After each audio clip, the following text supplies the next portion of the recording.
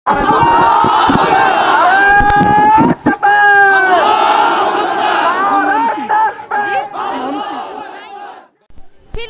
যে একটা অবস্থা আমরা দেখতেছি বর্তমানে, আসলে আমরা রাতে ঘুমাতে পারছি না। এত তো মৃত্যুর সংখ্যা,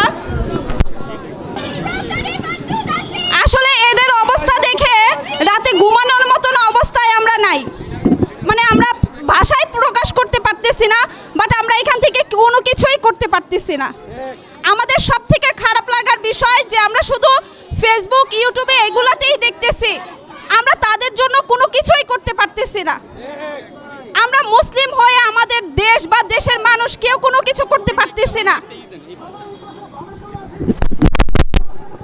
আমরা তাদেরকে সাহায্য করতে পারতেছি না, না খেয়ে অনাদরে অবস্থা খুব খারাপ দেখতেছি, যেটা আমরা আসলে মানতে পারতেছি না।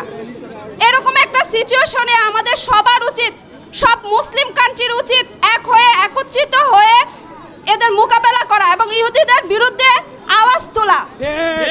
ভাই সবাই কথা বলবো। আসলে আমাদের ভাই বোনগুলো এভাবে মানে জীবন শেষ হচ্ছে, আর আমরা এগুলা দেখতেছি। দেখে দেখে আমরা কিন্তু আমাদের মতন দুই একটা লাইনের কথা বলে চুপ হয়ে আছি। কিছুদিন ফেসবুকে ভাইরাল কিছু দেখে আমরা সেটা নিয়েই কথা বলি, কমেন্ট করি, বাট আমরা কোনো পদক্ষেপে যেতে পারতেছি না।